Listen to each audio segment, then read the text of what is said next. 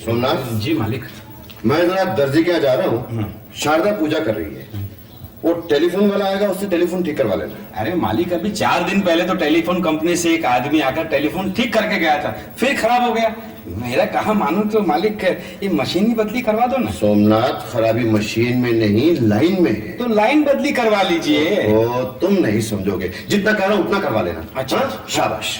ये मालिक कभी मेरी बात तो समझते ही नहीं है। आने दो उस टेलीफोन वाले को। हमारे घर में घंटी नहीं बजती है, मैं उसकी घंटी बजा दूंगा। बज गई घंटी। इधर नहीं, इधर बजी है। आइए, मैं आप ही का इंतजार कर रहा था। जी मैं आपका मतलब नहीं समझा। अरे मतलब मैं बाद में समझाऊंगा, पहले अंदर आइए और टेलीफोन देखिए। आइए ना, आइए ना, आइए ना, आइए देखिए, ये टेलीफोन देखिए आप। अरे मेरी तरफ क्या देख रहे हैं? टेलीफोन उठाइए ना। इसमें आवाज आ रही है? नहीं। टेलीफोन खराब है? हाँ। तो फिर कुछ करो ना। मुझे क्या करना होगा? ओफो, ये भी मुझे बताना होगा कि टेलीफोन ठीक करने के लिए क्या करना पड़ता है। हाँ। तो फिर तुमको टेलीफोन कंपनी में किसने भर्ती कर दिया? ये तुम किससे बातें कर रहे हो सोमनाथ? मालकिन देखिए ने, ऐसे बेकार मैकेनिक टेलीफोन कंपनी में होंगे तो टेलीफोन कभी ठीक ही नहीं हो सकता। देखिए, आपको कोई गलत फहमी हो रही है। मैं टेलीफोन मैकेनिक नहीं हूँ। तो तुम कौन हो बेटे? जी मैं तो पेइंग गेस्ट के लिए आया था। तो फिर तुमने अभी तक मुझे बताया क्यों नहीं? आपने बताने का मौका ही कब दिया? कोई बात नहीं। क्या नाम है तुम्हारा? अर्जुन। अर्जुन? महाभारत का? नहीं, भारत का। This is right system. बेटे, तुम्हें कितने दिनों के लिए रूम चाहिए? 1 महीने के लिए।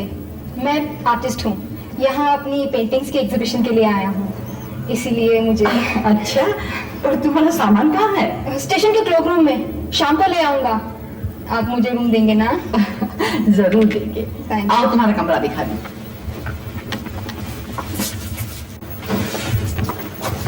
ये है तुम्हारा कमरा। कमरा तो बहुत अच्छा है। तुम मुंह हाथ धो लो, मैं तुम्हारे लिए चाय भिजवाती हूँ। Thank you.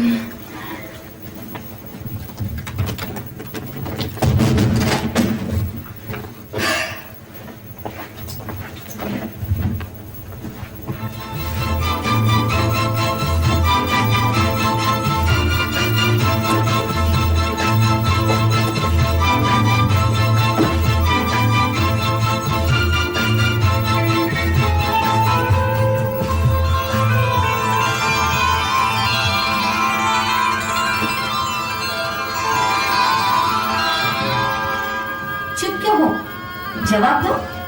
मैं तो कह कहकर थक गई कि बेटे की इतनी चौकीदारी मत करो, लेकिन तुमने मेरी एक नहीं सुनी। अब नतीजा तुम्हारे सामने है।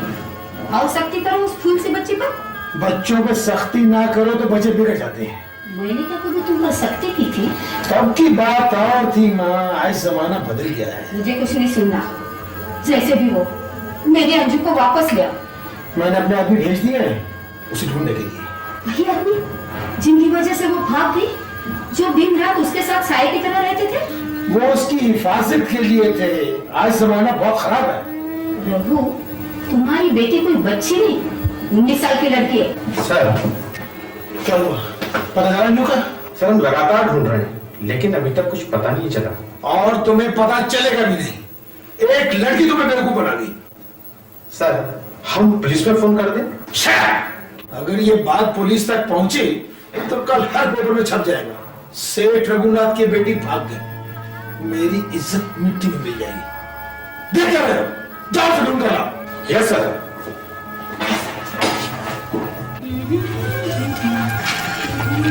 Hello everybody.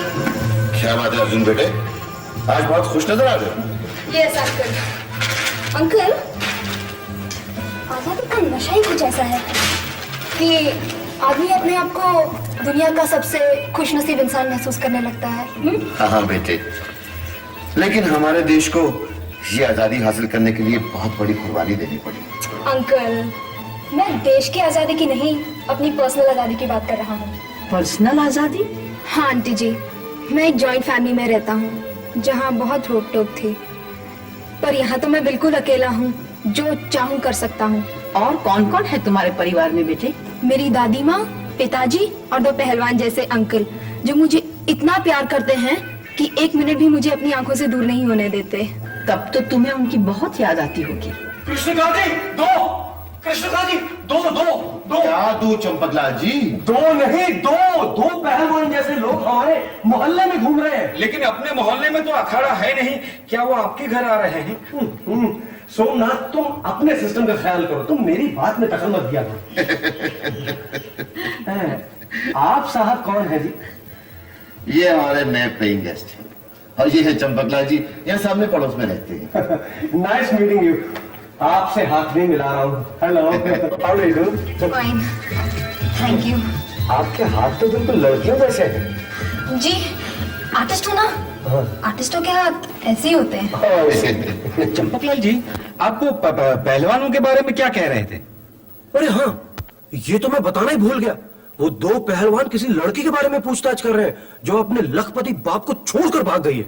मेरी तो समझ में नहीं आता कि आजकल के लड़के लड़कियों को हुआ क्या है। मेरी भी समझ में ये बात नहीं आ रही कि किसी लड़की को अपने लखपति बाप के घर से भागने की क्या जरूरत थी। पैसा तो भगवान बड़ी मुश्किल से देता है। लेकिन कभी कभी यही पैसा इंसान के पाँव में जंजीर बन जाता है। मैं आपकी बात बिल्कुल नहीं मानता। पैसा जंजीर नहीं, फूलों का हार है। अगर मेरे पिता अमीर होते, वो चाहे कितने भी सख्त क्यों ना होते, मैं उनको छोड़कर कभी नहीं भागता। लेकिन चंपकलाल जी, तुम्हारे अमीर पिता तो तुम्हें छोड़कर खुद भाग जाते और साथ में पैसे भी ले जाते। सोमनाथ, तुम्हें कितनी बार कहा है कि जब 2 अक्लमंद आदमी बात कर रहे हो तो बीच में मत बोला करो। मैं भी तुम्हें यही समझा रहा हूँ कि 2 अकलमंद आदमी बात कर रहे हो तो बीच में मत बोला करो। सोमनाथ, ये लो, चावल चुन दिए हैं, इन्हें पकाने रख दो। ठीक है मालिक। अंकल, आंटी, अब मैं भी आराम करूंगा। सारा दिन इतना घूमा हूँ, बहुत थक गया हूँ। अच्छा बेटे, जाओ जाओ। कृष्णकांत जी, अर्जुन अकेला रहता है क्या? हाँ, क्यों? नहीं, मेरा मतलब इतनी छोटी उम्र में। जमाना बदल गया है चंपकलाल जी। आजकल तो 18 साल के बच्चे कमाने लग पड़े हैं। ओह यस, इस बात से मुझे भी याद आया कि मैंने पहली नौकरी 18 साल की उम्र में ही की थी। क्या जमाना था वो, वाह। चंपकलाल जी, उस नौकरी का पेंशन लेने जा रहे हो क्या?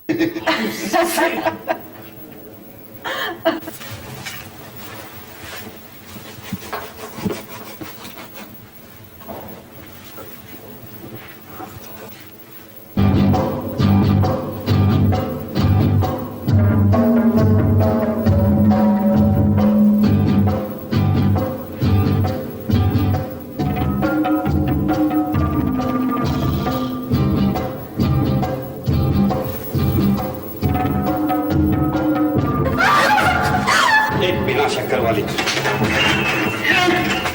ये क्या कर तुमने? उस कमरे में चूहा है। उस कमरे में चूहा है, लेकिन तुम कौन हो?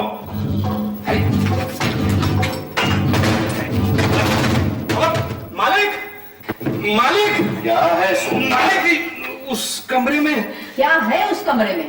उस कमरे में चूहा है। अरे सोमनाथ, अब इस उम्र में तुम चूहों से डर रहे हो? मालिक, मैं नहीं डरा, वो लड़की डर गई। लड़की? कहाँ है लड़की? मालकिन, एक कमरे के अंदर है। कमरे के अंदर लड़की है? ये क्या कह रहे हो तुम? सच कह रहा हूँ मालिक, कमरे के अंदर लड़की है। मैंने चूहे को देखा और चूहे ने लड़की को देखा। क्या? नहीं मालकिन, लड़की ने चूहे को देखा और चूहे ने मुझको देखा। सोमनाथ, तुम कहना क्या चाहते हो? मालिक, चूहे ने लड़की को देखा और लड़की ने हम दोनों को देखा। ये क्या उल्टा सीधा बोले जा रहे हो? आप लोग मेरा विश्वास कीजिए, लड़की और चूहा दोनों अंदर है। अब आइए देखिए ना, आइए आइए। Good morning. Good morning. मैं जरा बाहर जा रहा हूँ, थोड़ा अर्जेंट काम है। हाँ, कोई बात। आइए मालिक, आइए, मैं आपको बताता हूँ। आइए। वो तो यहाँ नहीं है, पता नहीं कहाँ चली गई। जाती तो वो तब अगर वो इस कमरे में होती। सोमनाथ, पता नहीं तुम्हारे सिस्टम को क्या हो गया। हाँ, और शादा, चंपकलाल की वजह से मेरा सिस्टम भी गड़बड़ हो रहा है। यस, हाँ मैं रोहित बोल रहा हूं। नहीं, ऐसा नहीं हो सकता। कहाँ है मेरी बेटी? प्लीज जल्दी बताइए। 5 लाख?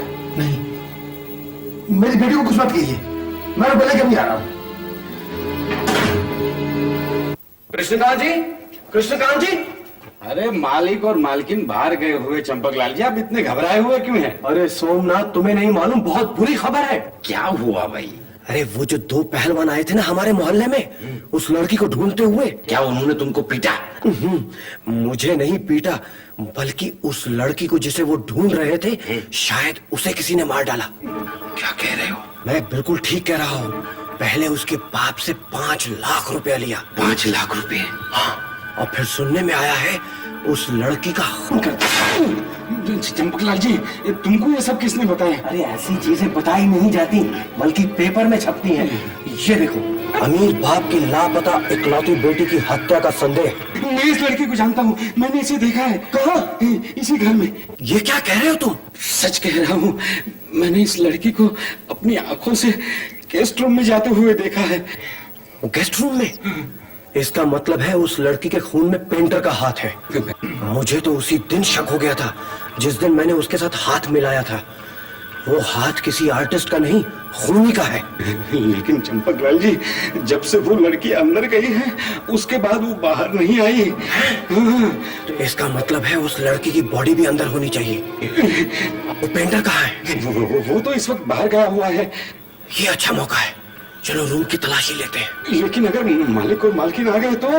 अरे तुम उनकी फिक्र मत करो, उनको मैं संभाल लूंगा। सोमनाथ, जरा सोचो, अगर हम लोगों ने ये मुलजिम को पकड़ लिया तो हमारा नाम ये पेपर में छपेगा, हम बड़े आदमी हो जाएंगे। तुम जल्दी करो, टाइम वेस्ट मत करो। चलो, नहीं ठहरो, मोमबत्ती ले लेता हूँ, शायद ये काम में आ जाए।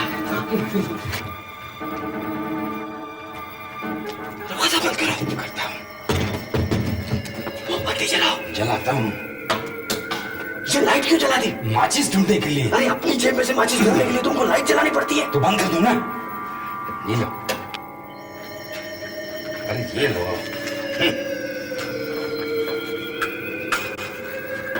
ऐसा जलेगी?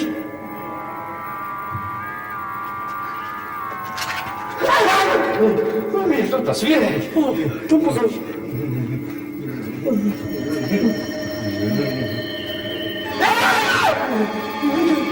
नहीं लगता है, नहीं लगता है।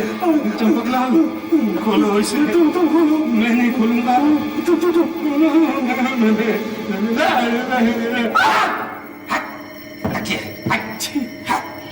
नीचे देखते हैं। यहाँ कुछ नहीं। मेरा 1 रुपया मिल गया, 3 दिन से खोया था। सोमनाथ, ये मजाक करने का टाइम नहीं है। चलो जल्दी पकड़ो। अब तुम उसमें क्या ढूंढ रहे हो? मुर्दा मुर्दा। अरे इतने छोटे से ड्रॉर में मुर्दा आ सकता है? नहीं, चलो बड़ी जगह पर ढूंढते हैं। चलो। बाथरूम तो जाओ ना। अरे मेरे को कुछ नहीं करना है, लेकिन बाथरूम भी शायद हो सकता है। हाँ चलो देखते हैं।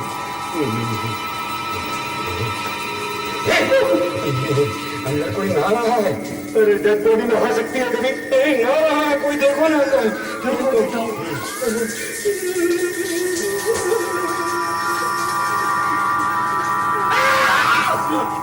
क्या हुआ? मोमबत्ती से मेरी दाढ़ी जल गई।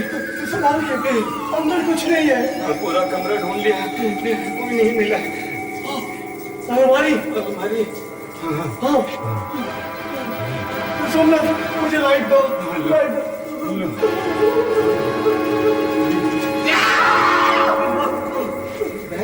ये बैग खोलो। मुझे सुनाता हूँ। खोलो खोलो।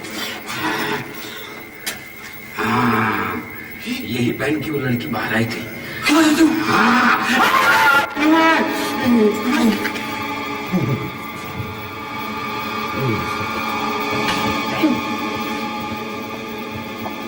तुम लोग यहाँ क्या कर रहे हो? चोरी करने आए थे? नहीं नहीं नहीं, आपको गलतफहमी हो रही है, हम तो चूहा पकड़ने आए हैं। चूहा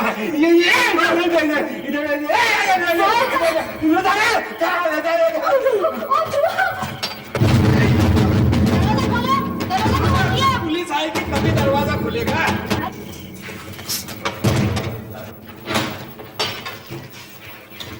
पकड़ लीजिए इंस्पेक्टर, इसी ने उस लड़की का खून किया है। अच्छा, खून? ये सब क्या है? इंस्पेक्टर साहब, ये है उस लड़की का कपड़े। ये सब बकवास है, मैंने किसी का खून नहीं किया। इसकी बात का विश्वास मत कीजिए इंस्पेक्टर, इस भोले भाले चेहरे के पीछे बहुत बड़ा खूनी छुपा हुआ है। तुम दोनों पागल हो गए हो। इंस्पेक्टर, अच्छा वो मुझे यहाँ मिल गया। पैसे डिमांड करने वाला ये आदमी है और ये कहता है कि अंजू के बारे में से कुछ पता नहीं। ले जाओ इसे, चलिए। मिस्टर रघुनाथ, जरा गौर से देखिए, क्या ये कपड़े आपकी ही बेटी के? हाँ हाँ, ये मेरी बेटी कहाँ है? कहाँ है वो? ये कपड़े इसके रूम से मिले हैं, इसी ने आपकी बेटी का खून किया है। क्यों किया तुमने ऐसा? क्यों किया? क्या असली बिगाड़ा तेरा? अंजू, ये सब करने की तुम्हें क्या जरूरत थी?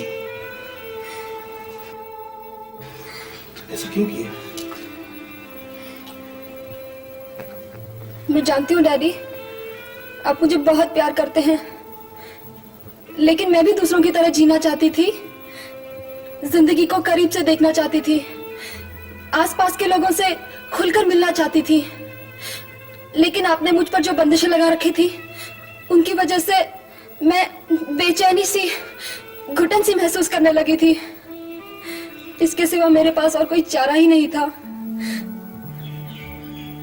माफ कीजिएगा, मुझे आपकी बात में दखल देने का हक तो नहीं है, लेकिन फिर भी मैं इतना कहना चाहूंगा कि बच्चे जब बड़े हो जाएं, जवान हो जाएं, तो एक हद तक उन पर भरोसा कीजिए, उन्हें अपने फैसले खुद करने दीजिए, जिंदगी के तजुर्बे हासिल करने दीजिए, ताकि जिंदगी के किसी मोड़ पर भी वो अपने आप को कमजोर ना पाए। रघुनाथ जी, बच्चे जब एक उम्र पर पहुंच जाएं, तो उन्हें बच्चा नहीं, अपना दोस्त मान लीजिए। बेटी, अब मैं समझी कि तुम पिछले दिनों इतनी खुश क्यों थी। ये आजादी जिंदगी में जरूरी है, लेकिन इसका कभी गलत इस्तेमाल नहीं करना चाहिए। अब तुम दोबारा ऐसा मत करना। देखो बेटी, तुम्हें नहीं मालूम कि बच्चे जब घर से भाग जाते हैं तो माँ बाप के दिलों पर क्या गुजरती है। I'm sorry, daddy. मेरे बच्चे,